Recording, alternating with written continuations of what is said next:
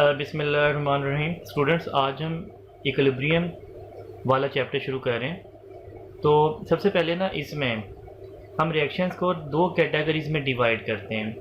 या तो रिएक्शंस होंगे इरिवर्सिबल या होंगे रिवर्सिबल। इरिवर्सिबल वो रिएक्शन है जो कि सिर्फ एक डायरेक्शन में प्रोसीड करते हैं, which proceed in one direction only. और कौन सी डायरेक्शन में प्रोसीड करते हैं? Forward.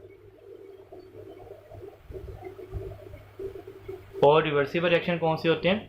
Which proceed in both directions. कौन कौन सी डायरेक्शन? Forward and reverse.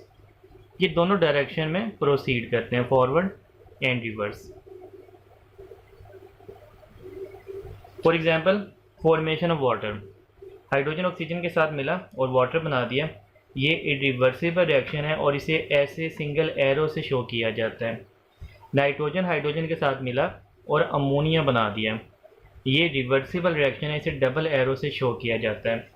अब माइंड में क्वेश्चन आता है, सबसे पहले तो हम ये जान लेते हैं ना कि हाइड्रोजन ऑक्सीजन मिलके वाटर बना रहे हैं, तो क्या कभी वाटर डिकम्पोज नहीं होता? वाटर डिकम्पोज होता है, हाइड्रोजन भी बन जाती है, ऑक्सीजन भी बन जाती है। तो हम कैसे कह सकते हैं ये इरिवर्सिबल रिएक्शन है, एक डायरेक्शन में हो रहा है, वाटर बन भी रहा है और वाटर टूट भी रहा है, लेकिन फिर भी हम कहेंगे ये इरिवर्सिबल रिएक्शन है। क्यों? क्योंकि ये दोनों रिएक्शन सेम कंडीशन पर नहीं हो रहे। वाटर की फॉर्मेशन नियर अबाउट 300 डिग्री पे हो जाती है, वाटर की डिकम्पोजिशन नियर अबाउट 1500 डिग्री पे होती है जाके। तो ये इरिवर्सिबल रिएक्शन कहलाएगा क्योंकि कंडीशन में फ़र्क है। रिवर्सिबल रिएक्शन वो होते हैं जिनमें फॉरवर्ड रिएक्शन और रिवर्स रिएक्शन सेम कंडीशन पे हो रहे हों।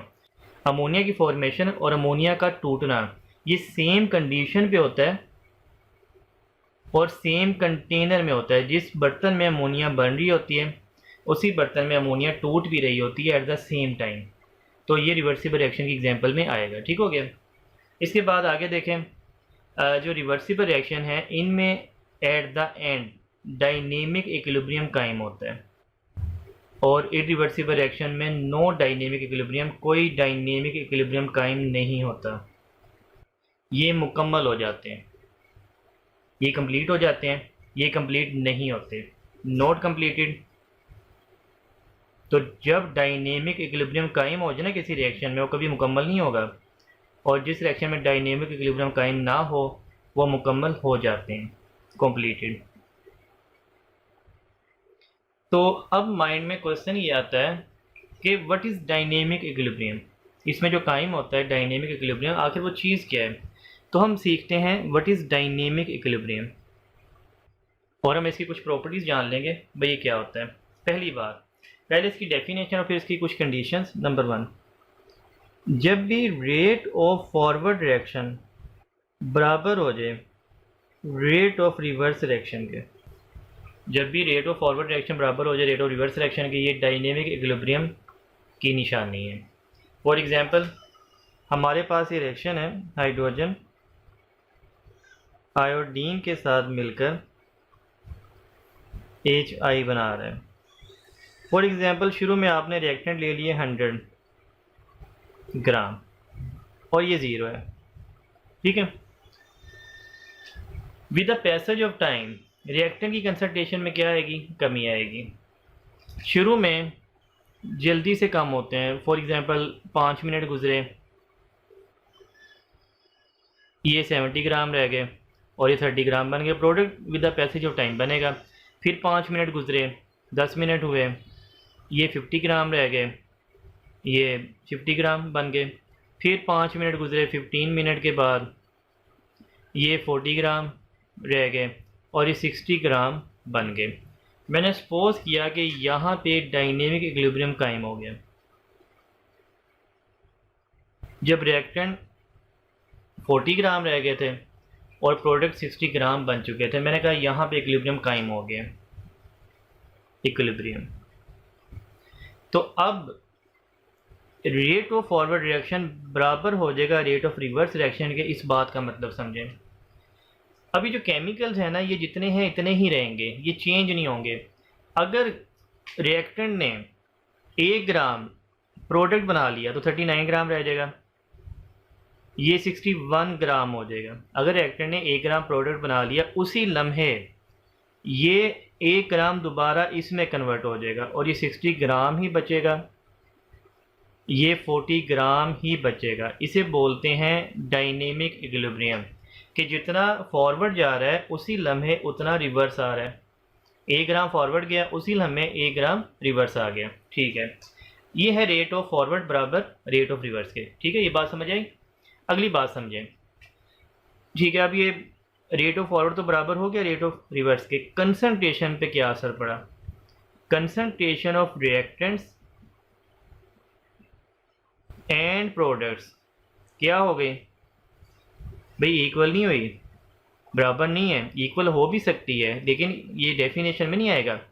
Concentration of reactant and product constant, भाई कंसंट्रेशन हो गई है कांस्टेंट। देखें, अगर रिएक्टेंट 40 ग्राम है ना इक्विलिब्रियम पे, अब इसने 40 ग्राम ही रहना है, और अगर प्रोडक्ट 60 ग्राम है तो इसने 60 ग्राम ही रहना है। इसे बोलते हैं कांस्टेंट। तो डायनेमिक इक्विलिब्रियम की मैंने आपको 2 डेफिनेशन बता दी हैं। क्या? ये वाली 2।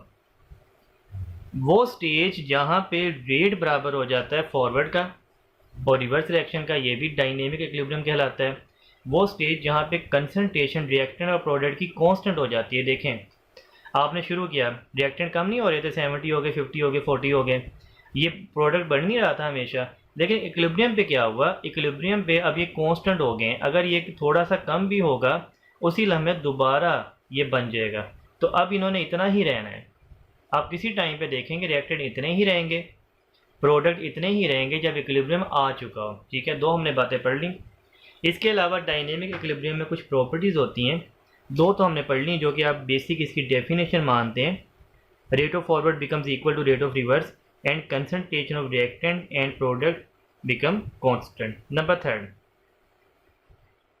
डायनेमिक इक्विलिब्रियम हमेशा क्लोज्ड कंटेनर में हासिल होता है। Closed container. अब ये इसकी प्रॉपर्टीज़ हैं। कैसे? फॉर एग्जांपल, आप इनका इक्विलिब्रियम बनाना चाहते हैं। अगर आपका बर्तन क्लोज नहीं है, अमोनिया बनेगी और वो बाहर चली जाएगी बर्तन से। तो जब अमोनिया बाहर चली जाएगी तो वो बैकवर्ड कैसे जाएगा? बैकवर्ड तो जाने से रहा। तो आपको सिस्टम को बंद करना पड़ेगा, क्लोज करना पड़ेगा, ताकि कोई गैस ज़ाया ना हो। Achieved from either side, achieved from either side. Dynamic equilibrium आप किसी भी साइड से कायम कर सकते हैं। फॉर एग्जांपल, आप इसी में देख लें, आप हाइड्रोजन आयोडीन रिएक्टेंट के तौर पर लें और इनसे प्रोडक्ट बनाना शुरू करें। इक्विलिब्रियम के वक्त ये इनकी सूरत हाल है। आप कहते हैं नहीं, मैं रिएक्टेंट ये नहीं लेना चाहता। आप रिएक्टेंट HI ले लें, HI लें और इसे H2I2 बनाना शुरू करें। यहाँ पे आपने रिएक्टेंट ये लिए थे, ये प्रोडक्ट बनाया था। यहाँ पे आपने ये वाले रिएक्टेंट ले लिए, ये प्रोडक्ट बनाना चाहते हैं। अगर आपने 100 ग्राम लिया तो ये 0 ग्राम है शुरू में। With the passage of time ये कम होगा, 70 ग्राम हो गया, ये 30 ग्राम बन जाएगा, ये फिर 60 ग्राम हो गया, ये 40 ग्राम बन जाएगा, और इनमें ये इक्विलिब्रियम आ गया। देखें, जब आपने H2 और I2 रिएक्टेंट लिया था तो इक्विलिब्रियम के वक्त ये 40 था, HI कितना था? 60। जब आपने HI रिएक्टेंट लिया तो इक्विलिब्रियम के वक्त HI कितना है? 60। H2I2 कितना है? 40। सेम हो गया ना, H2I2 40, H2I2 40। तो सेम इक्विलिब्रियम आ गया, चाहे आप रिएक्टेंट ये ले लें, चाहे आप रिएक्टेंट ये ले लें। तो equilibrium can be achieved from either side. ठीक हो गया। Number 5, equilibrium can be disturbed. आप इक्विलिब्रियम को डिस्टर्ब कर सकते हैं। एंड री इस्टेब्लिश्ड, इक्विलिब्रियम को आप डिस्टर्ब कर सकते हैं। अभी हम इसे डिटेल में सीखेंगे ली शैटलियर प्रिंसिपल में कि इक्विलिब्रियम कैसे डिस्टर्ब हो सकता है और कैसे वो री इस्टेब्लिश्ड होता है। लेकिन इक्विलिब्रियम कोई हतमी चीज़ नहीं होती कि एक बार आ गया तो अभी हमेशा के लिए ये बन गया। नहीं, आप इसे डिस्टर्ब कर सकते हैं। कैसे डिस्टर्ब कर सकते हैं? कोई केमिकल बाहर से डाल दें, कोई केमिकल निकाल दें, प्रेशर बढ़ा दें, प्रेशर कम कर दें, टेम्परेचर बढ़ा दें, टेम्परेचर कम कर दें। तो हम सारे पैरामीटर पढ़ेंगे कैसे डिस्टर्ब किया जा सकता है। स्टूडेंट, इक्विलिब्रियम के 3 केसेस हैं, तीनों को 1 बाय 1 डिस्कस करते हैं। तो हमने ग्राफ बनाना है। एक साइड पे हमने एक्स एक्सिस पे टाइम लिया। टाइम हमेशा बढ़ता है, जब से कायनात बनी है, दुनिया बनी है, टाइम कभी रुका नहीं है। तो टाइम ने तो यहाँ पे बढ़ना ही बढ़ना है। इसका मतलब आप कोई भी ग्राफ बनाएंगे वो इस डायरेक्शन में आगे की सिमत में लाजमी जाएगा। ग्राफ ये भी आगे जाएगा, ग्राफ ये भी आगे जाएगा, लेकिन असल चीज़ है कंसंट्रेशन वाई एक्सिस पे है और ग्राफ ऊपर जाएगा तो इसका मतलब केमिकल बढ़ रहा है, उसकी अमाउंट बढ़ रही है। ग्राफ नीचे आएगा तो इसका मतलब है केमिकल कम हो रहा है। असल चीज़ आपने ये देखनी है ग्राफ नीचे आ रहा है कि ऊपर आ रहा है। तो पहला ग्राफ बनाते हैं। ये हमारे पास एक ग्राफ आ रहा है नीचे और ये हमारे पास एक ग्राफ है जो जा रहा है ऊपर।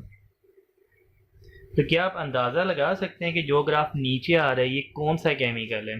फॉर एग्जांपल ये हमारे पास है रिएक्टेंट, ये हमारे पास है प्रोडक्ट। तो with the passage of time किसकी कंसंट्रेशन कम होती है? रिएक्टेंट की। तो ये जो ग्राफ नीचे आ रहा है ये रिप्रेजेंट कर रहा है रिएक्टेंट को। तो ये ग्राफ था रिएक्टेंट का और ये ग्राफ किसका हो गया? प्रोडक्ट का, क्योंकि ये ऊपर की सीमत में जा रहा था। शुरू में क्या था? ज़ीरो, जब टाइम ज़ीरो था, और बाद में ये ऊपर की सीमत में जाना शुरू हुआ। ठीक है, ऊपर की सीमत में जाना तो शुरू हुआ, लेकिन एक ख़ास टाइम के बाद ये कंसंट्रेशन अब चेंज नहीं हो रही, कांस्टेंट हो गई है। और ये रिएक्टेंट की कंसंट्रेशन भी चेंज नहीं हो रही, कांस्टेंट हो गई है। पहले तो ऊपर को जा रहा था, अभी कांस्टेंट है। फॉर एग्जांपल ये कंसंट्रेशन 5 है तो ये कंसंट्रेशन 7 है। अब जितना मर्जी टाइम गुजर जाए ये ऐसे ही जाएगा, ऐसे ही जाएगा, मीन्स कंसंट्रेशन कांस्टेंट हो गई है। कंसंट्रेशन कांस्टेंट किसकी? रिएक्टेंट की भी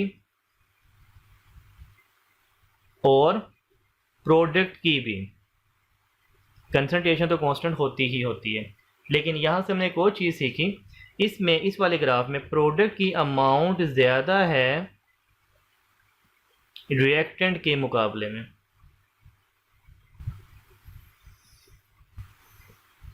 इसका मतलब ये कि प्रोडक्ट का ग्राफ क्योंकि ऊपर है रिएक्टेंट से, तो प्रोडक्ट ज़्यादा है। फॉर एग्जांपल 7 है तो रिएक्टेंट कम है, 5 है, तो प्रोडक्ट ज़्यादा है, रिएक्टेंट कम है। दूसरे ग्राफ में आ जाए, दूसरे केस में ग्राफ मैंने इस अंदाज में बना लिया, एक कम हो रहा है और एक बढ़ रहा है। अब आप जानते हैं जो कम हो रहा है वो क्या है? वो है रिएक्टेंट, और जो बढ़ रहा है वो क्या है? प्रोडक्ट। लेकिन इस वाले ग्राफ में इक्विलिब्रियम तो आ गया जब ये कांस्टेंट हो गया, अभी चेंज नहीं हो रहा। जब ये सीधा जाना शुरू हो जाए फिर इक्विलिब्रियम आ चुका होता है। इक्विलिब्रियम के वक्त लेकिन क्या है सिनेरियो? अब के रिएक्टेंट की कंसंट्रेशन ज़्यादा है प्रोडक्ट के मुकाबले में। कैसे पता चला? भाई आप ग्राफ में देखें ना, रिएक्टेंट ऊपर है, प्रोडक्ट नीचे है। अब आ जाए तीसरे केस पे। तीसरे केस में हम ग्राफ बना लेते हैं। ये नीचे को आया और ये ऊपर को गया और ये यहाँ पे मिल गए। ये जो नीचे को ग्राफ आया ये किसे रिप्रेजेंट कर रहा है? रिएक्टेंट को, और जो ऊपर को ग्राफ गया ये प्रोडक्ट को। अब क्या आपने देखा दोनों की कंसंट्रेशन बराबर हो गई क्योंकि आपस में टच कर रहे हैं ना। तो जब आप इन्हें मिलाएंगे वाई एक्सिस से तो कंसंट्रेशन का एक ही आंसर आएगा। फॉर एग्जांपल 5 आ गया। अब के दोनों की कंसंट्रेशन बराबर हो गया। तीसरा केस हो गया रिएक्टेंट की कंसंट्रेशन बराबर हो सकती है प्रोडक्ट की कंसंट्रेशन के। ठीक है, तो हमने 3 केस बनाए। इक्विलिब्रियम में कंसंट्रेशन कांस्टेंट होगी, कांस्टेंट दोनों की होगी, रिएक्टेंट और प्रोडक्ट की, लेकिन प्रोडक्ट की ज़्यादा हो सकती है रिएक्टेंट से, तब भी कांस्टेंट होगी। मतलब 7-5 का केस है। रिएक्टेंट की ज़्यादा हो सकती है प्रोडक्ट से। फॉर एग्जांपल यहाँ पे रिएक्टेंट की कंसंट्रेशन 8 है और प्रोडक्ट की कंसंट्रेशन फॉर एग्जांपल 4 है, तो रिएक्टेंट की ज़्यादा है, प्रोडक्ट की 4। अब ये कांस्टेंट ही रहेंगी, ये 8 ही रहेगी, ये 4 ही रहेगी। अब ये कांस्टेंट ही रहेंगी, लेकिन ज़्यादा तो है ना। और यहाँ पे ये 7 ही रहेगी और ये 5 ही रहेगी। तो हैं कांस्टेंट, लेकिन ये ज़्यादा ये कम, और ये बराबर भी हो सकती हैं। तो ऐसा नहीं है कि कभी बराबर नहीं हो सकती, हो सकती हैं। तो ये बराबर भी हो गए। ठीक है, मैं आपको ना इक्विलिब्रियम एक बहुत ही सिंपल एग्जांपल से समझाने जा रहा हूँ ताकि आपके कॉन्सेप्ट क्लियर हो जाएं बिल्कुल। क्लासरूम है जहाँ पे स्टूडेंट बैठे हैं। फॉर एग्जांपल यहाँ पे मैंने 10 स्टूडेंट बिठाए हैं, 1 2 3 4 5 6 7 8 9 और 10, और बाहर मैंने ये 3 स्टूडेंट खड़े कर दिए। तो अब मैंने यहाँ पे अंदर है 10 और बाहर हैं 3। अब मैंने एक स्टूडेंट से कहा रेड वाले से कि भाई आप अंदर आ जाएं। रेड वाला अंदर आ गया तो अंदर तो हो गया 11 और बाहर रह गया 2। लेकिन उसी लम्हे जब मैंने रेड वाले को अलाउ किया कि भाई आप अंदर आएँ, उसी लम्हे मैंने ब्लू वाले से कहा भाई आप बाहर चले जाएं। जैसे ही रेड वाला अंदर आ रहा था उसी वक्त ब्लू वाला बाहर जा रहा था। ये होता है डायनेमिक इक्विलिब्रियम, जहाँ पे दोनों का रेट बराबर है कि अगर एक अंदर आ रहा है तो एक बाहर जा रहा है। ये इसे बोलते हैं रेट इक्वल। ठीक है, अब रेट तो बराबर हो गए, एक अंदर आ रहा है एक बाहर जा रहा है, एक अंदर आ रहा है एक बाहर जा रहा है। ये प्रैक्टिस चाहे पूरा दिन भी चलती जाए, बाहर कितने रहेंगे 3 ही रहेंगे, अंदर कितने रहेंगे 10 ही रहेंगे। आप काउंट करके देख लें, अंदर 10 ही हैं, बाहर 3 ही हैं। इसे बोलते हैं इक्विलिब्रियम, जहाँ पे कंसंट्रेशन कांस्टेंट ही रहती है और रेट बराबर हो जाता है, जितने अंदर जा रहे हैं उतने ही बाहर आ रहे हैं। तो जितना फॉरवर्ड उतना ही रिवर्स। मेरा ख्याल अब आपको बात समझ आ गई होगी। तो ये कंसंट्रेशन का बराबर होना ज़रूरी नहीं है, ये 10 है तो ये भी 10 हो, ये 3 है तो ये भी 3 हो। कंसंट्रेशन का कांस्टेंट होना ज़रूरी है। स्टूडेंट, आगे हम इक्विलिब्रियम कांस्टेंट केसी के बारे में जानते हैं। ये हमारे पास एक जनरल रिएक्शन है, ए बी रिएक्टेंट है, जिससे COD प्रोडक्ट बन रहे हैं। तो लॉ ऑफ मास एक्शन के मुताबिक रेट ऑफ फॉरवर्ड रिएक्शन किस स्पीड से आगे जाएगा वो डिपेंड करता है रिएक्टेंट की कंसंट्रेशन के प्रोडक्ट के। अगर एक रिएक्टेंट होता तो उसकी कंसंट्रेशन पे डिपेंड करता। यहाँ पे चूंकि 2 रिएक्टेंट हैं, इन दोनों की कंसंट्रेशन के प्रोडक्ट पे डिपेंड करेगा फॉरवर्ड रिएक्शन का रेट। और रिवर्स रिएक्शन का रेट किस पे डिपेंड करेगा, जो प्रोडक्ट हैं इनकी कंसंट्रेशन के प्रोडक्ट के।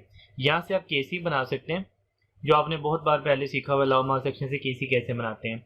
ये प्रोडक्ट ऊपर आ जाएगा इसकी कंसंट्रेशन और रिएक्टेंट नीचे आ जाएगा इसकी कंसंट्रेशन। तो केसी असल में क्या है, ये है product of the concentration of product. ये प्रोडक्ट की कंसंट्रेशन का क्या है, प्रोडक्ट है ये हासिल ज़रब है, डिवाइड बाय, और नीचे क्या है product of the concentration of, किसी कंसंट्रेशन है रिएक्टेंट की। तो ये केसी की डेफिनेशन आ गई। और जो केसी में आप स्क्वायर ब्रैकेट यूज़ करेंगे, ये वाली, ये मोलर कंसंट्रेशन होती है। इसका यूनिट हमेशा मोल पर लीटर लेना है या मोल पर DM3। इसे एक्टिव मैस भी बोलते हैं। तो कभी वर्ड मोलर कंसंट्रेशन आ जाए मीन स्क्वायर ब्रैकेट, कभी एक्टिव मैस आ जाए मीन स्क्वायर ब्रैकेट। एक केसी के डिफरेंट हम इसके सीखेंगे कॉन्सेप्ट। तो पहला केसी का जो कॉन्सेप्ट है, यूनिट ऑफ केसी। आपको एक गिवन इक्वेशन दी जाएगी और कहा जाएगा इसमें केसी के यूनिट बनाइए। तो सबसे पहले हमारे पास इक्वेशन है H2 + I2 after reaction 2HI। आपने काम क्या करना है, टाइम बचाने के लिए आपने इसमें एक्सप्रेशन बना के यूनिट नहीं निकालने, बल्कि आपने मोल DM-3 ये पुट करना है ब्रैकेट में, और आपने देखना है प्रोडक्ट के मोल और रिएक्टेंट के मोल कितने हैं। तो प्रोडक्ट के मोल माइनस रिएक्टेंट के मोल, ऐसे इसकी पावर बना देनी है। फॉर एग्जांपल यहीं से हम बना लेते हैं, प्रोडक्ट के मोल कितने हैं 2, माइनस रिएक्टेंट के मोल टोटल कितने हैं 1 and 1 2। 2 - 2 0 हो जाएगा, तो किसी की पावर 0 हो तो 1 हो जाती है ना। तो यहाँ पे केसी का कोई यूनिट नहीं बना। तो आपने अब याद रखना है, जब भी प्रोडक्ट के मोल और रिएक्टेंट के मोल बराबर हों तो केसी का नो यूनिट, कोई यूनिट नहीं बनता, नो यूनिट। अब इसे टाइम बचेगा, आपको ये यूनिट निकालने की जरूरत भी नहीं पड़ेगी। दूसरे में देखें केसी के क्या यूनिट बनेंगे। आपने क्या करना है, एक बार लिखना है मोल DM-3 और आपने ये प्रोडक्ट के कोफिशिएंट माइनस जो रिएक्टेंट के हैं कितने हैं 2 है ना, तो 1 - 2 -1 आ जाएगा। मोल DM-3 पावर आ गई -1, -1 को अंदर ऑपरेट कर दें, मोल -1 DM+3, ये इसका आंसर आ जाएगा। तीसरे में देखें केसी के यूनिट बनाते हैं, मोल DM-3 एक बार लिखा और आपने ये कोफिशिएंट 2 माइनस ये कितने हैं टोटल 4, तो आंसर क्या है -2। मोल DM-3 पावर है इसकी -2, तो मोल -2 हो जाएगा और DM ये -3 -2 से मल्टीप्लाई होकर +6 बन जाएगा। इस वाले में देखें KC is equal to mole DM-3 power कितनी बनेगी 3 माइनस 3 0 ही बनेगी ना, तो पावर 0 1 नो यूनिट। जहाँ भी रिएक्टेंट और प्रोडक्ट के नंबर ऑफ मोल बराबर आ जाएं तो केसी का कोई यूनिट नहीं बनता। ठीक है, ये पहला कॉन्सेप्ट था केसी के बारे में जो कि क्वेश्चन आ सकता है, यूनिट निकालिए की1 इक्वेशन के। दूसरा कॉन्सेप्ट है केसी एक्सप्रेशन बनाइए। अब केसी का फार्मूला बनाना है ए और बी या एक्स के लिहाज से, तो वो सीखते हैं कैसे बनाना है। गिवन इक्वेशन में आपने सबसे पहले रिएक्टेंट अगर एक है तो उसके मोल ले लेने हैं ए, अगर दो हैं तो ए एंड बी, ये इनके मोल्स हैं। टाइम 0 है, अभी रिएक्शन शुरू नहीं हुआ, प्रोडक्ट हमेशा 0 बनेगा क्योंकि अभी रिएक्शन शुरू ही नहीं हुआ, प्रोडक्ट कैसे बने। ये वाले देखें रिएक्टेंट आपने मोल ले लिए ए एंड बी और ये आपने 0 मोल ले लिए, ये हमारे मोल थे। फिर आपने इन मोल में कमी करनी है जब रिएक्शन इक्विलिब्रियम पे आ जाए। टाइम आ गया जी इक्विलिब्रियम का, तो ज़ाहिरी बात है जब रिएक्शन इक्विलिब्रियम पे आएगा तो रिएक्टेंट की कंसंट्रेशन में क्या होगा, कमी होगी। कितनी कमी आपने एक्सपोज कर ली, बी माइनस एक्स।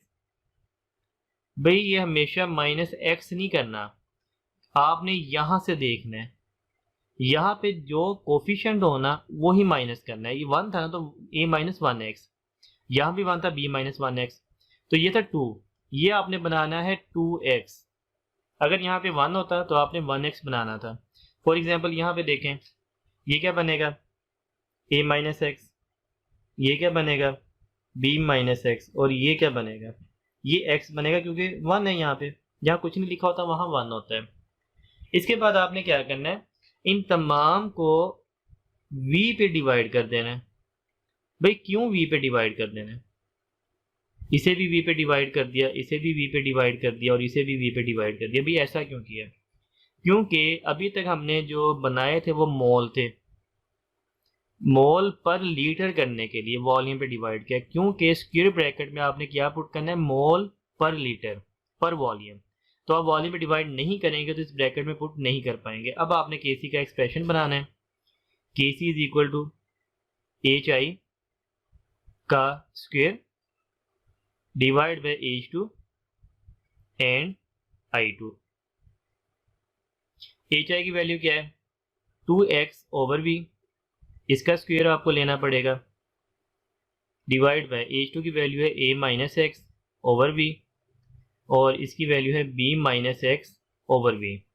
तो जब आप इसके स्क्वायर को खोलेंगे ये आएगा 4x का स्क्वायर ओवर v का square a minus x into B minus x, और यहाँ पे v और v मल्टीप्लाई होकर v का स्क्वायर बना देंगे। तो v का स्क्वायर v के स्क्वायर से कैंसिल आउट हो जाएगा, बाकी बचा 4x का square divide by a minus x into B minus x. तो ये इसका एक्सप्रेशन बन गया। आपके पास 4 ऑप्शन होंगे, ये वाला ऑप्शन आपने टिक कर देना है। यहाँ पे देखिए आपने वॉल्यूम पे डिवाइड कर दिया, केसी का फार्मूला बनाया PCl5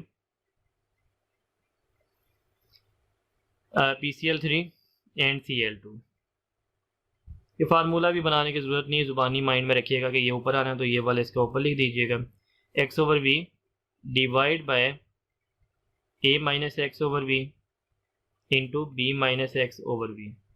एक v से कैंसिल आउट होगा, एक v बचेगा, वो आप ऊपर ले जाइएगा क्योंकि ओवर के नीचे फिर ओवर आ जाए ना, ये v ऊपर चला जाएगा। तो x v into a minus x into B minus x, ये इसका आंसर आ जाएगा। मज़ीद 2 इक्वेशन देखें केसी का एक्सप्रेशन बनाने की। ये रिएक्टेंट है, आपने इसे a लिया, ये अभी आपने 0 लिया क्योंकि टाइम आपका भी है 0। फिर टाइम आ गया इक्विलिब्रियम का, इसमें आपने कमी की x की a माइनस एक्स और ये बन गया 2x। फिर आपने इन्हें वॉल्यूम पे डिवाइड कर दिया सबको, केसी का फार्मूला लगाया NO2 का square divide bye N2O4। NO2 हमारे पास क्या है 2x ओवर v का स्क्वायर, जब आप लेंगे 4x का स्क्वायर ओवर v का स्क्वायर आ जाएगा और ये आएगा a minus x over v। एक v से कैंसिल आउट हो गया, बाकी 4x का स्क्वायर, ये v नीचे ले आइए, v into a minus x, ये इसका आंसर आ जाएगा। यहाँ पे देखिए आपने इसे बनाया a, इसे बनाया b और ये है अभी 0। फिर इक्विलिब्रियम पे a माइनस एक्स किया क्योंकि यहाँ 1 था, b माइनस क्या करना है 3x करना है क्योंकि यहाँ पे 3 है, और ये कितने बनाने हैं 2x बनाने हैं। फिर आपने v पे डिवाइड कर देना है सबको, और v पे डिवाइड करके केसी का फार्मूला बनाया, अमोनिया का square divide bye N2 and H2 का क्यूब। Kc is equal to, ammonia की वैल्यू कितनी है 2x ओवर v, इसका स्क्वायर आप लेंगे तो क्या आ जाएगा 4x का स्क्वायर ओवर v का स्क्वायर, डिवाइड बाय N2 की वैल्यू क्या है a minus x over v, और H2 की वैल्यू क्या है b minus 3x over v का क्यूब। तो अब आपने इसे कैंसिल आउट करना है। देखें 4x का स्क्वायर ओवर v का square, a minus x over v, b minus 3x का क्यूब डिवाइड बाय v का क्यूब। इसे खोलना शुरू नहीं कर देना कि b माइनस 3x का क्यूब खोलना शुरू कर दें, ऐसा नहीं करना। कैंसिल आउट करें, देखें ये v का स्क्वायर है और यहाँ पे ये एक v बच जाएगा, बाकी 3 है ना, तो v का स्क्वायर ऊपर ले जाइए तो ये आएगा 4x का स्क्वायर v का square divide by a minus x into b minus 3x का क्यूब। स्टूडेंट देखें हम ना तीसरा कॉन्सेप्ट सीखते हैं Kc के बारे में, relation between Kc and Kp। Kc तो होता है equilibrium constant of concentration, Kp होता है इक्विलिब्रियम कांस्टेंट ऑफ प्रेशर। तो Kc तो हम बनाना जानते हैं, A और B रिएक्टेंट है, इनके कोफिशिएंट आपके गिवन दे दिए स्मॉल a स्मॉल b, इससे C और D प्रोडक्ट बन गए, इनके कोफिशिएंट है स्मॉल c स्मॉल d। तो आपने क्या करना होता है, प्रोडक्ट उनके जो कोफिशिएंट है पावर बन जाते हैं, रिएक्टेंट उनके जो कोफिशिएंट है पावर बन जाते हैं।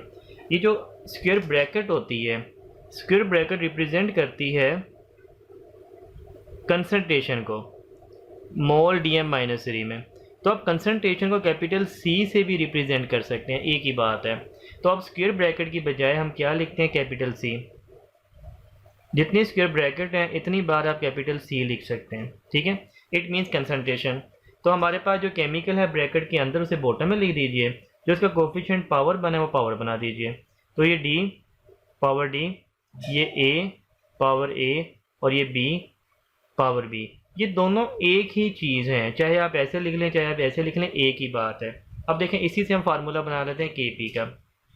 गैशियस रिएक्शन में कंसंट्रेशन से ज़्यादा प्रेशर की अहमियत होती है, कंसंट्रेशन डायरेक्ट होती है प्रेशर के इन केस ऑफ गैस। भाई कैसे, आप एक गैस पे जब प्रेशर बढ़ाएंगे, ये गैस है और आप प्रेशर बढ़ाएंगे तो क्या होगा, वॉल्यूम कम हो जाएगा ना। तो यहाँ पे गैस ज़्यादा फैली हुई थी, आपने जैसे प्रेशर बढ़ाया यहाँ पे ज़्यादा कंसनट्रेटेड हो गई है, तो गैस की कंसनट्रेशन प्रेशर से बढ़ जाती है। तो आप गैशियस रिएक्शन में कंसनट्रेशन की बजाय प्रेशर ज़्यादा यूज़ करते हैं। तो जब आप प्रेशर यूज़ करें तो क्या करेंगे, आप कैपिटल C की बजाय कैपिटल P लिख देंगे। P मीन्स प्रेशर, यहाँ भी P यहाँ भी P। तो फिर आप बाकी एक्सप्रेशन वैसे ही बनाएंगे, C power C, D power D, A power A and B power B। तो ये बन गया Kp equilibrium constant of pressure. Kp और Kc में क्या रिलेशन है, तो एक फार्मूला है Kp is equal to Kc RT की वैल्यू डेल्टा n। ये इनमें रिलेशन है। फार्मूला कैसे बना ये हमारे कोर्स में नहीं है, लेकिन फार्मूले की एप्लीकेशंस ये हमारे कोर्स में अभी हम सीखेंगे। एक बात याद रखिएगा, Kp के अगर आपने यूनिट बनाने हो तो जैसे Kc के यूनिट बनाएं बिल्कुल वैसे ही। फॉर एग्जांपल ये इक्वेशन है N2 + 3H2 2NH3, या PCl5 after reaction PCl3 and Cl2, या H2 + I2 after reaction 2HI। आप इनमें Kp के यूनिट बनाना चाहते हैं तो पहले हम क्या पुट करते थे, मोल dm माइनस 3 जब आप Kc के बनाते थे। अब आपने पुट करना है Atm। वही रूल है प्रोडक्ट माइनस रिएक्टेंट, 2 - 4 - 2 Atm -2, इसके यूनिट बन गए। Kp का इसमें यूनिट बनाना चाहते हैं Atm, ये 2 है -1 तो Atm इसका यूनिट बन गया। यहाँ पे बनाना चाहते हैं Kp का यूनिट Atm, 2 - 2 0 तो नो यूनिट, किसी के पावर 0 तो 1 हो जाती है ना, नो यूनिट।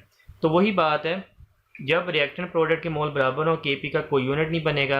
अदरवाइज आप Kp की यूनिट बना सकते हैं Atm आपने पुट करना है मोल DM-3 के बजाय, तो इसमें ATM-2 बन गया, इसमें ATM-1 बन गया, इस तरह यूनिट बन जाएंगे। KP और KC में जो रिलेशन है ये समझते हैं, 3 एग्जाम्पल से 3 रिलेशन बना लेते हैं। हमारे पास पहली एग्जाम्पल है H2 + I2 2HI। आप देखें इसमें डेल्टा एन का जो आंसर आएगा ना वो 0 आएगा, 2 - 2 = 0। डेल्टा एन कैसे निकालना होता है, प्रोडक्ट के मोल माइनस रिएक्टेंट के मोल। तो जब डेल्टा एन का आंसर 0 आ गया, आप फार्मूला लगाइए KP = KC RT। Delta n का आंसर तो इसमें 0 आ गया है, किसी की पावर 0 1 हो जाती है, तो KP = KC। ऐसी कोई भी इक्वेशन आ जाए जिसमें number of mole of reactant बराबर हो number of mole of product के, तो चाहे KP का जवाब निकाले चाहे KC का बराबर आएंगे। अब आ जाए दूसरे केस में, यहाँ पे डेल्टा एन की वैल्यू क्या है, 2 - 1 = 1। अब आप KP और KC में रिलेशन बनाइए, KP = KC RT की पावर बनेगी, डेल्टा एन की जगह आ गया 1। तो अब देखें भाई KC को किसी चीज़ से मल्टीप्लाई करना पड़ेगा ना RT से KP बनाने के लिए। इट मीन्स KP की वैल्यू ज़्यादा है KC के मुकाबले में। क्यों ज़्यादा है, क्योंकि आपको KC को मल्टीप्लाई करना पड़ता है ये बनाने के लिए, किसी छोटी चीज़ को ही मल्टीप्लाई करना पड़ता है बड़ी चीज़ बनाने के लिए। तीसरा केस देख लें, डेल्टा एन का आंसर निकालिए, 2 - 4 = -2। तो अब आप इनमें रिलेशन बनाइए, KP = KC, RT की पावर क्या आएगी -2, उसे डिवाइड कर दें, KP = KC / RT का स्क्वायर। तो आप देखें KC को किसी चीज़ पे डिवाइड करना पड़ेगा KP बनाने के लिए। इट मीन्स के KP छोटा है और KC बड़ा है, क्योंकि बड़ी वैल्यू को ही डिवाइड किया जाता है छोटी वैल्यू बनाने के लिए। स्टूडेंट KP और KC के रिलेशन से कुछ न्यूमेरिकल्स करते हैं। The value of KC of formation of HI from H2 and I2 is 100।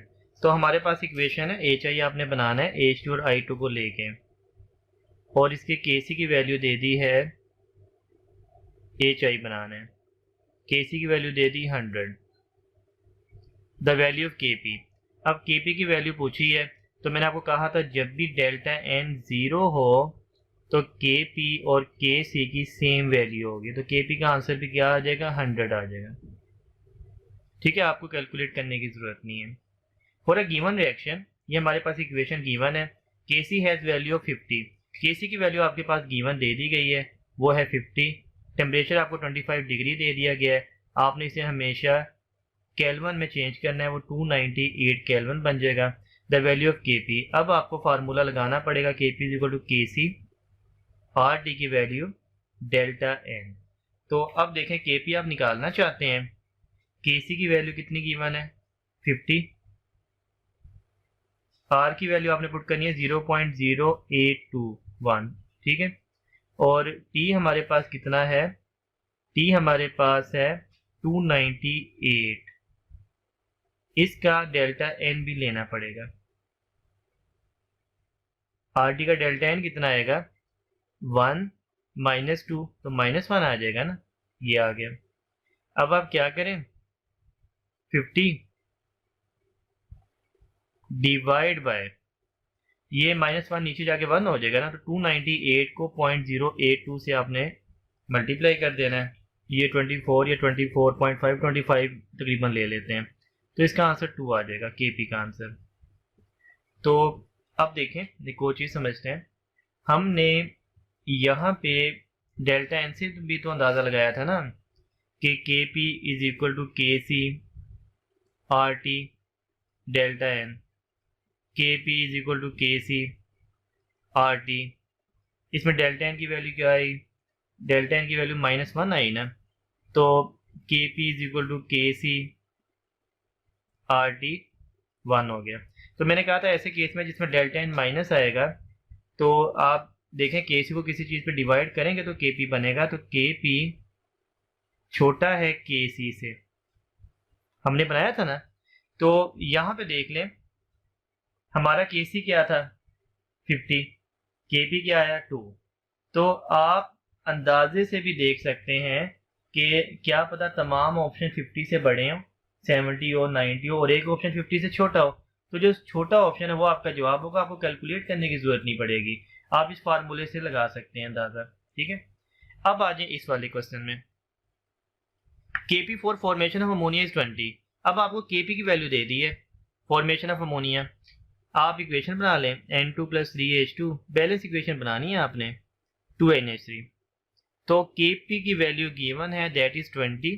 Find Kc if temperature of reaction mixture is 10 degree. आपने Kc निकालना है और टेम्परेचर उन्होंने दे दिया 10 डिग्री, तो आप T की वैल्यू केल्विन में लेते हैं, 283 केल्विन बन जाएगी। अब आपने कैलकुलेशन करनी है, Kp is equal to Kc RT delta N। Kp की वैल्यू आपके पास गिवन है 20, Kc निकालना चाहते हैं तो RT डेल्टा N की वैल्यू पुट कर लें, फिर वहाँ जाके डिवाइड कर देंगे। R की वैल्यू 0.0821 और T की वैल्यू क्या है 283, और डेल्टा N क्या है इसमें, डेल्टा N इसमें आएगा 2 - 4 - 2, तो 20 is equal to Kc divide by, ये -2 है ना, नीचे जाके 2 हो जाएगा, 20 मल्टीप्लाइड बाय 529, उस साइड पे ले जाइए, Kc का आंसर आ जाएगा 10580। तो कहाँ पे Kc की वैल्यू 20, Kp की वैल्यू 20 थी और कहाँ पे Kc की वैल्यू इतनी ज़्यादा आ गई। तो अगर आप ऐसे देखें कैलकुलेशन के बगैर, Kp is equal to Kc RT delta N क्या है -2, डिवाइड कर दीजिए, Kp is equal to Kc over RT का स्क्वायर। इट मीन्स के Kc को किसी चीज़ पर डिवाइड करेंगे तो Kp बनेगा ना, Kc बड़ा है Kp छोटा है, Kc का जवाब कितना है, बड़ा है, Kp का जवाब क्या था, छोटा था। तो स्टूडेंट हम जानेंगे Kc की वैल्यू से डायरेक्शन ऑफ रिएक्शन और फिर जानेंगे एक्सटेंट ऑफ रिएक्शन। तो हमारे पास एक हाइपोथेटिकल रिएक्शन है, A और B से COD बन रहा है, इसका Kc भी हमने सपोज कर लिया कि 100 है। तो Kc की वैल्यू से आप कैसे जान लेंगे रिएक्शन की डायरेक्शन क्या है। फॉर एग्जांपल आपने रिएक्टेंट A और B लिए, टाइम 0 है, अभी रिएक्शन शुरू नहीं हुआ, आपने बर्तन में डाल दिया और रिएक्शन शुरू हो गया। जब रिएक्शन शुरू हुआ तो A और B आपस में मिलके C और D बनाना शुरू करेंगे। टाइम गुजरता जा रहा है, 10 मिनट बाद आप जानना चाह रहे हैं कि रिएक्शन की डायरेक्शन क्या है। आप क्या करें, इसमें से थोड़ा सा सैंपल निकालें और थोड़ा सा सैंपल निकाल के उसमें मौजूद A, B, C और D कितना मौजूद है, आपने इसकी अमाउंट जाननी है। कैसे जाननी है, किसी भी मेथड के ज़रिए, किसी भी मशीनरी के ज़रिए। खैर आपने इनकी अमाउंट जान ली, आपने इस रेशो में पुट की CD ओवर AB और आपके पास एक जवाब आ गया। फॉर एग्जांपल आपके पास आंसर आ गया 10 इस रेशो का। Kc का आंसर आपको पहले पता है कि 100 है। अब पहली बात कि जब आप 10 मिनट के बाद सैंपल निकालेंगे और आप यहाँ पे फार्मूले में पुट करेंगे तो फार्मूला तो सेम है, CD ओवर AB, यही फार्मूला Kc का होता है, CD over AB, product over reactant, मैंने इसे रेशियो बोल दिया, इसी को मैं Kc बोलता हूँ, प्रोडक्ट ओवर रिएक्टेंट। तो पहली बात यह कि रेशियो और Kc में फ़र्क क्या होता है। प्रॉब्लम तो आ गया ना, हम कह रहे हैं कि हम सैंपल निकालेंगे, 10 मिनट बाद वैल्यूज पुट करेंगे और हमारे पास एक रेशियो आ जाएगी, हमने इसे Kc क्यों नहीं बोला। तो Kc और रेशियो में वही फ़र्क होता है जो कि हज और उम्रे में होता है। क्या फ़र्क होता है, आपने बैतुल्लाह का तवाफ़ करना है एट एनी टाइम, किसी टाइम जाएं पूरे साल में, वही प्रोसीजर करें, बैतुल्लाह का तवाफ़ करें, उम्रा कहलाएगा। लेकिन एट स्पेसिफिक टाइम, एक ख़ास टाइम है 9 ज़िलहज, उस टाइम को जाएंगे और वही प्रोसीजर अडॉप्ट करेंगे, बैतुल्लाह का तवाफ़ करेंगे, अब उसे क्या बोलेंगे, हज। तो क्या है, at specific time, at any time. यही Kc और रेशियो में फ़र्क है। Kc क्या है, एट इक्विलिब्रियम, इक्विलिब्रियम के बाद जब आप जवाब निकालेंगे ना ये वैल्यूज पुट करके, उसे बोलेंगे Kc, और रेशियो क्या है, एट एनी टाइम। 5 मिनट बाद निकाल लें, 10 मिनट बाद निकाल लें, 1 घंटे बाद निकाल लें, तो वो कोई भी रेशियो निकालेंगे, वैल्यूज पुट करेंगे, उसे आप रेशियो बोलेंगे। ठीक है, at any time, at equilibrium.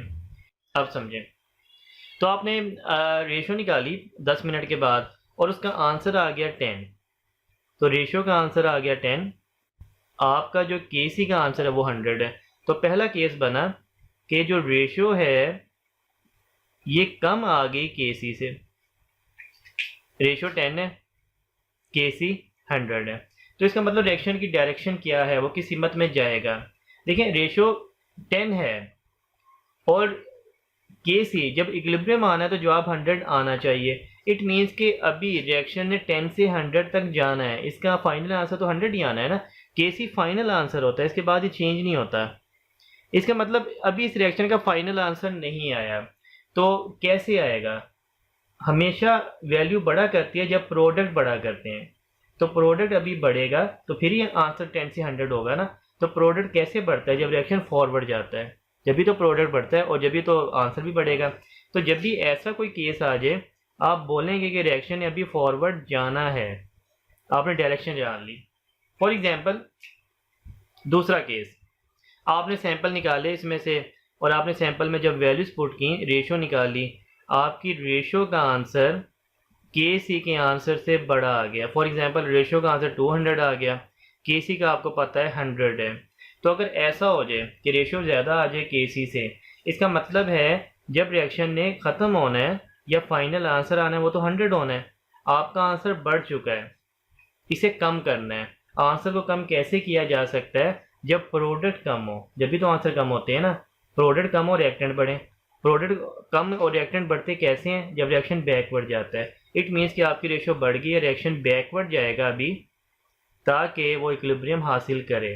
तो इसमें आपको अंदाज़ा हो गया रिएक्शन बैकवर्ड जाएगा। तीसरा केस, अगर आपकी रेशो का आंसर भी वही आ गया है जो लिटरेचर में केसी का आंसर लिखा है उस रिएक्शन का 100, इट मीन्स कि रिएक्शन इक्विलिब्रियम पे आ चुका है। दूसरी बात समझें, केसी की मदद से आप रिएक्शन की एक्सटेंट भी जान सकते हैं कि रिएक्शन किस हद तक मुकम्मल हो गया है, उस वक्त बर्तन में मौजूद क्या है। फॉर एग्जांपल ओजोन डिकम्पोज होकर ऑक्सीजन बनाते हैं और इसकी केसी की वैल्यू 10⁻55 है एट 25 डिग्री।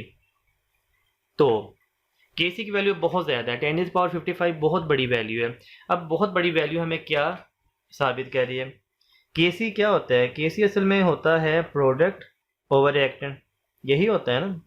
तो केसी का आंसर बड़ा आ रहा है, क्या साबित कर रहा है कि उस मिक्सचर में प्रोडक्ट क्या है, बहुत ज़्यादा, और रिएक्टेंट क्या है, बहुत कम। भाई इसी लिहाज से तो आंसर बड़े होंगे ना रेशो वाले, कि जब ऊपर वाली वैल्यू बहुत ज़्यादा हो नीचे वाली बहुत कम हो तो आंसर बड़ा बनेगा। तो हमने अंदाज़ा लगा लिया कि इस इक्वेशन में केसी की बड़ी वैल्यू से इट मीन्स कि इस बर्तन में प्रोडक्ट बहुत ज़्यादा मौजूद है, रिएक्टेंट बहुत कम मौजूद है। अब इसे हम कुछ पॉइंट्स बना लेते हैं जो हमारे काम आएंगे। प्रोडक्ट बहुत ज़्यादा होने से मुराद है इक्विलिब्रियम की जो पोजीशन है toward right, equilibrium right side पे ज़्यादा है, लेफ़्ट साइड पे कम है। ये मैं ऐसे बना लेता हूँ जैसे आप फिज़िक्स में इक्विलिब्रियम बनाते हैं। ये देखें, ये हमारे पास रिएक्टेंट है, ये हमारे पास प्रोडक्ट है। तो उस बर्तन में प्रोडक्ट बहुत ज़्यादा है, तो देखें प्रोडक्ट मैंने ज़्यादा बना लिया, रिएक्टेंट बहुत कम है। तो पोजीशन क्या है, राइट साइड पे ज़्यादा है, लेफ़्ट साइड पे कम है। पहली बात पोजीशन हमने निकाली। दूसरी बात, प्रोडक्ट ज़्यादा बन रहा है, ज़्यादा चीज़ वही बनती है ना जो स्टेबल होती है, तो इसका मतलब प्रोडक्ट जो है वो स्टेबल है, आप ये भी अंदाज़ा लगा सकते हैं। और जो रिएक्टेंट है वो क्या है, कम बन रहा है ना, या कम मौजूद है, तो क्या है, अनस्टेबल है।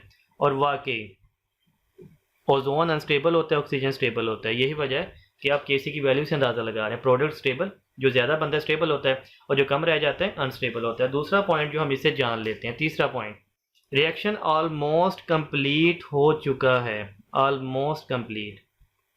भाई ये कैसे पता चला, रिएक्शन की कंप्लीशन की क्या निशानी है, उसमें प्रोडक्ट सारा बन जाए, रिएक्टेंट ना होने के बराबर रह जाए, रिएक्टेंट खत्म हो जाए, तो ऑलमोस्ट इसमें प्रोडक्ट बहुत ज़्यादा है, रिएक्टेंट बहुत कम है। इट मीन्स कि ऑलमोस्ट कंप्लीट हो चुका है। वैसे रिवर्सिबल है तो मुकम्मल 100% तो कभी नहीं हो सकता, लेकिन ऑलमोस्ट मुकम्मल हो चुका है। अब दूसरा केस देखते हैं एक्सटेंट ऑफ रिएक्शन का। अब देखें हमारे पास सेकंड इक्वेशन है, हाइड्रोजन फ्लोराइड डिकम्पोज हो गया, हाइड्रोजन फ्लोरीन बना रहे हैं। इसकी केसी की वैल्यू 10⁻−13 है 2000 डिग्री पे। तो ये टेम्परेचर डिपेंडेंट होती है, टेम्परेचर चेंज करें वैल्यू चेंज हो जाती है। अब देखें केसी की वैल्यू यहाँ पे बहुत कम है। अब केसी आप बनाते कैसे हैं, आप बनाते हैं प्रोडक्ट डिवाइड बाय रिएक्टेंट। तो रेशो वाले में जब आंसर बहुत छोटा है तो क्या साबित कर रहा होता है? वो साबित कर रहा होता है कि ऊपर वाली वैल्यू बहुत कम है और नीचे वाली वैल्यू बहुत ज़्यादा है, इसीलिए तो आंसर कम आया। अब ऊपर वाले क्या है? प्रोडक्ट। इट मीन्स कि इस रिएक्शन में प्रोडक्ट बहुत कम बने हैं, रिएक्टेंट बहुत ज़्यादा है, तो प्रोडक्ट कम और कम चीज़ कौन सी बनती है भाई? जो अनस्टेबल हो। स्टेबल चीज़ ज़्यादा बनती है, इसका मतलब प्रोडक्ट अनस्टेबल है और रिएक्टेंट ज़्यादा है। ज़्यादा वही होता है जो स्टेबल होता है। इट मीन्स कि रिएक्टेंट इस रिएक्शन में स्टेबल है।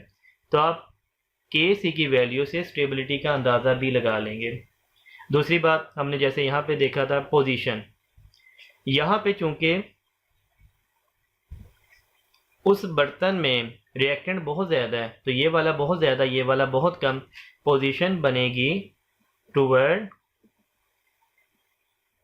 लेफ्ट, या अगर आप इसे मज़ीद सिंपल करना चाहें, पोजीशन टूवर्ड रिएक्टेंट, रिएक्टेंट की जानी पोजीशन ज़्यादा है। यहाँ बनी थी पोजीशन टूवर्ड राइट, या प्रोडक्ट की जानी पोजीशन ज़्यादा है। तो अब आप देख लें, अगर आप फिज़िक्स के लिहाज से इसे बनाएं तो भाई ये ऐसे बनना है। ये देख लें, ये वाले रिएक्टेंट बहुत ज़्यादा है, इसीलिए मैंने रिएक्टेंट को बड़ा बनाया ये, और प्रोडक्ट बहुत कम है इसलिए मैंने प्रोडक्ट को छोटा सा बना दिया है। ये इक्विलिब्रियम बैलेंस में है, लेकिन ये वाला बहुत ज़्यादा, ये वाला बहुत कम। एक और बात, क्या ये रिएक्शन भी मुकम्मल हो चुका है? नहीं, ये रिएक्शन ये था ऑलमोस्ट कंप्लीट। ये गेट इक्विलिब्रियम इमीडिएटली, ये जैसे ही शुरू हुआ वैसे ही इक्विलिब्रियम में आ गया, फौरन ही इक्विलिब्रियम में आ गया। ठीक है, ये फौरन ही इक्विलिब्रियम में आ जाता है। आइए स्टूडेंट, इक्विलिब्रियम कांस्टेंट केसी से रिलेटेड कुछ न्यूमेरिकल्स करते हैं। पहला क्वेश्चन देखिए, 0.2 gram of hydrogen react with 2.54 gram of iodine to produce 2.56 gram of HI at equilibrium. अब ये इक्विलिब्रियम का जिक्र है, तो ये जो कंसंट्रेशन है ये इक्विलिब्रियम की है, ये माइंड में रखिएगा। इक्विलिब्रियम का जिक्र आए या ना आए, ये बहुत अहम चीज़ है। इफ़ ऑल है वॉल्यूम 1 लीटर, वॉल्यूम दे दिया 1 litre, find KC and KP, तो हमने KC भी निकालना है, KP भी निकालना है। भाई किस केमिकल की बात हो रही है? H2 and I2 to produce HI। सबसे पहले आपने बना ली है equation H2 plus I2 after reaction 2HI। अब आपके पास जो अमाउंट है ना वो आपको दी गई है ग्राम में, आपने इसके मोल बनाने हैं। तो हाइड्रोजन के मोल बनाने, नंबर ऑफ मोल हाइड्रोजन बना लें, mass 0.2 divide by molar mass 2, तो हाइड्रोजन के मोल आ जाएंगे 0.1। Number of mole of iodine, mass है 2.54, आयोडीन का मोलर मैस होता है 254, 0.01 इसके मोल आ गए। तो एक आई का होता है 127, I2 है ना, 2 आई हैं तो 254 हो जाएगा। नंबर ऑफ मोल HI के आपको बनाने पड़ेंगे। मैथ कितना गिवन है HI का? 2.56 डिवाइड बाय इसका होता है I का 127, इसका 128, तो इसका आंसर आ जाएगा 0.02। ये फ्रैक्शंस के न्यूमेरिकल्स की डिवीजन और मल्टीप्लिकेशन ये आपको आनी चाहिए। फ्रैक्शन कैसे ख़त्म करना है, कैसे डिवाइड करना है, कैसे मल्टीप्लाई करना है, इस पर आपने ग्रिप बनानी है, टाइम आपका बहुत सेव होगा इससे। जब आप नंबर ऑफ मोल निकाल लें तो नंबर ऑफ मोल को ना वॉल्यूम पे डिवाइड किया जाता है, क्योंकि वॉल्यूम 1 लीटर गिवन है, तो ये 1 पे डिवाइड करेंगे तो वही रहेगा, सेम ही रहेगा, तो यहाँ पे वॉल्यूम पे डिवाइड करने की ज़रूरत नहीं है। अगर वॉल्यूम कुछ और होता 1 लीटर की बजाय, तो आपने फिर ना मोल को वॉल्यूम पे डिवाइड करके वो केसी के फार्मूले में पुट करना है। अब आप केसी का फार्मूला लगाइए, केसी इज इक्वल टू HI का स्क्वायर डिवाइड बाय H2I2। क्योंकि जो स्क्वायर ब्रैकेट होती है ना, ये हमेशा इसका यूनिट क्या होता है? मोल पर लीटर पर वॉल्यूम। ये हमारे पास मोल है, पर वॉल्यूम आप बनाते हैं इसे वॉल्यूम पे डिवाइड करके। तो अब देखें, आपने वैल्यूज पुट करनी है। HI की वैल्यू आपके पास है 0.02, आपने इसका स्क्वायर लेना है। H2 की वैल्यू आपके पास है 0.1 और I2 की वैल्यू आपके पास है 0.01। ये आप जब कैलकुलेशन करेंगे तो इसका आंसर आ जाएगा 0.4। तो केसी का आंसर आपके पास आ जाएगा 0.4। अब के पी भी निकालना था, तो के पी निकालने की ज़रूरत नहीं है क्योंकि ना ये डेल्टा एन इसका ज़ीरो है इस इक्वेशन का। तो आप के पी का फार्मूला जानते हैं, के P is equal to K C R T delta N. जिन इक्वेशन में डेल्टा एन ज़ीरो होता है तो आर टी की पावर ज़ीरो ख़त्म हो जाएगा, तो के P is equal to K सी। जो इसका के सी का आंसर है वही इसका के पी का आंसर है, राइट। सेकेंड क्वेश्चन देखिए, 3 mole of hydrogen and 3 mole of I2 are kept in 10 litre container. देखें अब कंटेनर 10 लीटर है, 1 लीटर नहीं है। If Kc for this reaction is at 25 degrees 49 find moles of HI। तो आपने HI के moles निकालने हैं और आपको Kc गिवन दे दिया गया, लेकिन अब के इक्विलिब्रियम वैल्यूज़ नहीं है। 3 mole of H2 and 3 mole of I2 are kept in 10 litre container. इन्हें रखा गया है शुरू में, तो भाई जब रखा गया तो ये इनिशियल अमाउंट है। यहाँ पे क्या था, produce 2 point this of HI at equilibrium. ये इक्विलिब्रियम का जिक्र था कि ये इक्विलिब्रियम्स की अमाउंट है, आपने डायरेक्ट फार्मूले में पुट कर दी थी। यहाँ पे ऐसा नहीं है, ये इनिशियल अमाउंट है। आपको बनानी पड़ेगी सबसे पहले equation H2 plus I2 after reaction 2HI। Hydrogen आपके पास कितना गिवन है, हाइड्रोजन आपके पास गिवन है 3 मोल और आयोडीन भी 3 मोल, और HI तो अभी बना ही नहीं है। एट इक्विलिब्रियम क्या होगा, हाइड्रोजन की अमाउंट में कमी आएगी, कितनी, 3 माइनस एक्स हो जाएगा। यहाँ पे जितना होता है उतना आपने माइनस एक्स करना होता है। ये भी 3 माइनस एक्स हो जाएगा, और ये कितना बनेगा, ये बनेगा 2x। ये इक्विलिब्रियम अमाउंट है। फिर आपने क्या करना है, इस इक्विलिब्रियम अमाउंट को वॉल्यूम पे डिवाइड करना है। 10 वॉल्यूम है तो आपने वॉल्यूम पे डिवाइड करना है। अब ये बन गए मोल पर वॉल्यूम। अब आप Kc का फार्मूला लगाइए, Kc is equal to HI का स्क्वायर H2I2। HI हमारे पास कितना है, 2x ओवर 10 का स्क्वायर। H2 है 3 माइनस एक्स ओवर 10, और I2 भी सेम है 3 माइनस एक्स ओवर 10। ऊपर वाला फिलहाल वैसे ही लिखिए, Kc की वैल्यू पुट कर देते हैं। Kc है आपके पास 49, ये 2x ओवर 10 वैसे ही, इसका स्क्वायर 3 माइनस एक्स ओवर 10। इसे कंबाइन कर दें क्योंकि दोनों सेम है, तो अब एक बार इसे लिखे ऐसे स्क्वायर ले लें ताकि हम स्क्वायर रूट लेना। तो यहाँ पे बचे 7, यहाँ पे बचे 2x over 10 divide by 3 minus x over 10। 10 से कैंसिल आउट हो जाएगा, तो ये बचेगा 7 is equal to 2x divide by 3 minus x. 3 minus x को तो 7 से मल्टीप्लाई करना पड़ेगा, equal to 2x। 21 minus 7x is equal to 2x। आप ये 7x उस साइड पे ले जाइए, 21 is equal to 7x plus हो जाएगा 9x, और x की वैल्यू निकाल लें, 21 डिवाइड बाय 9 2.33। जब आपके पास x की वैल्यू आ गई तो हमारे पास क्वेश्चन क्या था, फाइंड मोल्स ऑफ HI। ये x जो है ये आपने HI के मोल्स निकालने के लिए यूज़ करना है। HI का हमारे पास क्या फार्मूला था मोल्स का, ये 2x, क्योंकि 2x ही बनेंगे ना। फिर हमने बाद में वॉल्यूम पे डिवाइड किया था, हमने मोल निकालने हैं, वॉल्यूम पे डिवाइड नहीं करना, वो मोल पर लीटर होता है, आपने बस मोल निकालने। 2x 2 मल्टीप्लाइड बाई 2.33, ये 4.66, ये इसका आंसर आ जाएगा मोल्स। मज़ीद देखिए, हमारे पास इक्वेशन गिवन है SO2 react with NO2 after reaction SO3 and NO। Kc भी गिवन है। If 1 mole of all 4 gases is enclosed in 1 litre container find NO concentration at equilibrium. तो आपने NO फाइंड करना है इक्विलिब्रियम पर, लेकिन आपको 1 मोल दिया गया है 4 गैसेस का, इन तमाम का, जिसे बर्तन में बंद कर दिया गया है। अब आप देखें SO2 plus NO2 SO3 plus NO। तो इनिशियल अमाउंट हम ये लिया करते थे, ये 0 लिया करते थे। इन्होंने आपको इनिशियल अमाउंट तमाम की 1 मोल दे दी है।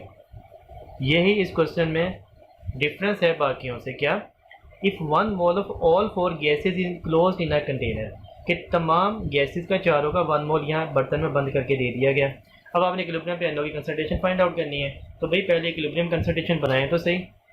1 मोल में क्या माइनस होगा, x इक्विलिब्रियम पर, इसमें भी 1 माइनस एक्स होगा, और ये क्या बनेगी, ये x नहीं बनेगी, ये 1 प्लस एक्स बनेगी। x उस वक्त बनती है जब ये ज़ीरो होती थी, ये आप ज़ीरो ले लेते थे, ये आप x बना लेते थे, ये भी आप x बना लेते थे, या अगर यहाँ 2 होता 2x बना लेते। अब ऐसा नहीं है, अब क्या है, ये इनिशियल ज़ीरो नहीं है, 1 है। तो अब आपने इनिशियल में x ऐड करना है कि ये पहले से मौजूद है, x मज़ीद बन जाएगी, ये पहले से मौजूद है, x मज़ीद बन जाएगी, ठीक है। तो ये हमारे पास आ गई इक्विलिब्रियम पे इनके मोल्स। वॉल्यूम कितना दिया है, 1 लीटर, तो 1 पे ही डिवाइड करना है, तो कोई फ़र्क नहीं पड़ेगा। अब आप इसका Kc का फार्मूला लगाइए, Kc equal to product SO3 हमारे पास कितना है जी, 1 प्लस एक्स, ये भी हमारे पास है 1 प्लस एक्स, ये है 1 माइनस एक्स, ये है 1 माइनस एक्स। तो Kc की वैल्यू है 16, पुट कीजिए। 1 प्लस एक्स 2 बार है, एक बार लिख के स्क्वेयर ले लीजिए। 1 माइनस एक्स 2 बार है, एक बार लिख के स्क्वेयर ले लीजिए। 16 का या दोनों साइड पे square root, 4 is equal to 1 plus x divide by 1 minus x. अब आपने 1 माइनस एक्स को तो जाके मल्टीप्लाई कर देना है, 4 multiplied by 1 minus x is equal to 1 plus x. ये आपने 4 को अंदर मल्टीप्लाई किया, 4 minus 4x is equal to 1 plus x. X वाले एक साइड पे ले जाइए, बगैर एक्स वाले एक साइड पे, 4 minus 1 is equal to x plus 4x, 5x is equal to 3। तो x की वैल्यू आ जाएगी, ऐसे लिख लीजिए ना, 3/5। तो 3/5 का आंसर आएगा 0.6। तो जब आपने x की वैल्यू निकाली तो अब आप NO की कंसंट्रेशन निकाल सकते हैं। NO क्या है, 1 प्लस एक्स। तो आप NO की कंसंट्रेशन निकाल लीजिए, 1 प्लस एक्स मीन्स 1 प्लस 0.6, तो यहाँ से आ जाएगा 1। आप किसी भी कंसंट्रेशन किसी रिएक्टेंट या प्रोडक्ट की निकाल सकते हैं। अगर SO की कंसंट्रेशन पूछी जाती तो आपने क्या करना था, 1 माइनस एक्स, NO2 की भी 1 माइनस एक्स। तो इस लिहाज से आप किसी की भी कंसंट्रेशन निकाल सकते हैं। नेक्स्ट क्वेश्चन देखें, A plus B after reaction C plus D, Kc की वैल्यू गिवन है। If 1 molar concentration of each 4 species is taken, देखिए 1 मोलर ना ये मोल पर लीटर ही होता है, तो अब आपको वॉल्यूम पे डिवाइड करके दे दिया गया है, ठीक है। यहाँ पे मोलर है, ये मोल पर लीटर होता है। फाइंड कंसंट्रेशन ऑफ D, आपने वही काम करना है, पहले ABCD इक्वेशन बनाएं, तो आपको ये तमाम कंसंट्रेशन 1 दे दी गई है। तो अब आपने D की कंसंट्रेशन निकालनी है एट इक्विलिब्रियम पर। तो इसमें क्या होगा, कमी होगी 1 माइनस एक्स, 1 माइनस एक्स, इसमें क्या होगा, इजाफा 1 प्लस एक्स, 1 प्लस एक्स। तो वॉल्यूम पे डिवाइड करने की ज़रूरत नहीं, क्योंकि वॉल्यूम पे डिवाइड करके दिया गया है, कंसंट्रेशन मोलर दी गई है। तो अब आपने Kc का फार्मूला लगाया, Kc is equal to CD, तो 1 प्लस एक्स ऊपर आ जाएगा 2 बार, 1 माइनस एक्स नीचे आ जाएगा, इसका स्क्वायर हो जाएगा ऐसे। Kc की वैल्यू 100 है, जब आप यहाँ पे 100 पुट करेंगे तो दोनों साइड पे फिर आप स्क्वायर रूट लेंगे, तो यहाँ 10 आएगा, यहाँ आएगा 1 plus x over 1 minus x. आगे आपने वही प्रोसीजर करना है, 10 minus 10x is equal to 1 plus x. अब आपने x को एक साइड पे ले जाना है, 10 minus 1 is equal to 11x, x is equal to 11x is equal to 9, x is equal to 9/11, 0.81। तो इसका आंसर आएगा 0.81। तो आपने कंसंट्रेशन D की निकालनी थी, D क्या है, 1 प्लस एक्स, तो D आ जाएगा 1 प्लस 0.81, 1.81, ठीक है। तो मैंने एक जैसे 2 क्वेश्चन करवा दिए ताकि आपकी इस पर ग्रिप बन जाए। नाइट्रोजन हाइड्रोजन के साथ रिएक्ट करके अमोनिया बना रहा है। If partial pressure of N2 and H2 are 0.8 atm and 0.4 atm at equilibrium. अब देखें ये इक्विलिब्रियम के प्रेशर है, इनिशियल नहीं है, तो जब इक्विलिब्रियम के आ जाए तो डायरेक्ट वैल्यूज पुट करनी है फार्मूले में। While total pressure is 2.8 atm, total pressure भी दे दिया है, फाइंड Kp। तो भी Kp का तो फार्मूला होता है Kc जैसा ना, कि अमोनिया ऊपर आएगा और नाइट्रोजन हाइड्रोजन ऐसे, फार्मूला तो यही बनना है ना। लेकिन अब कंसंट्रेशन की बजाय प्रेशर लेना है, तो आप ऐसे लिख सकते हैं, प्रेशर अमोनिया का इसका तो स्क्वायर ही आएगा ना, और प्रेशर नाइट्रोजन का एक बार आएगा और प्रेशर हाइड्रोजन का इसका क्यूब आएगा। तो बात तो वही है, बस कंसंट्रेशन की बजाय प्रेशर ले लेना। लेकिन भाई हमारे पास नाइट्रोजन का प्रेशर भी है, हमारे पास हाइड्रोजन का प्रेशर भी है, लेकिन हमारे पास अमोनिया का प्रेशर गिवन नहीं है। हमें चाहिए केपी निकालने के लिए। अब क्या करें, उन्होंने अमोनिया का प्रेशर देने की बजाय टोटल प्रेशर दे दिया।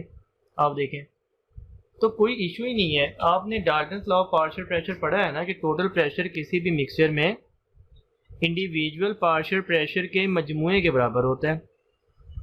तो टोटल प्रेशर है 2.8, ये बराबर होगा इन तीनों गैसेस के प्रेशर के मजमूए के। नाइट्रोजन का प्रेशर 0.8 है, हाइड्रोजन का प्रेशर है 0.4 और अमोनिया का प्रेशर आप निकालना चाहते हैं तो ये आ जाएगा 0.8 प्लस 0.4 1.2, 2.8 माइनस 1.2, ये अमोनिया का प्रेशर आ जाएगा, ये आ जाएगा 1.6। प्रेशर अमोनिया आपने निकाल लिया, दैट इज इक्वल टू 1.6। अब आप वैल्यूज पुट कर सकते हैं। 1.6 का स्क्वायर डिवाइड बाय नाइट्रोजन का प्रेशर, नाइट्रोजन का पहले जिक्र आया है तो पहली वैल्यू इसका प्रेशर है 0.8 और हाइड्रोजन का प्रेशर 0.4, इसका आपको क्यूब भी लेना है। तो कैलकुलेशन कर लीजिएगा, इसका आंसर फाइनल आ जाएगा केपी का 50।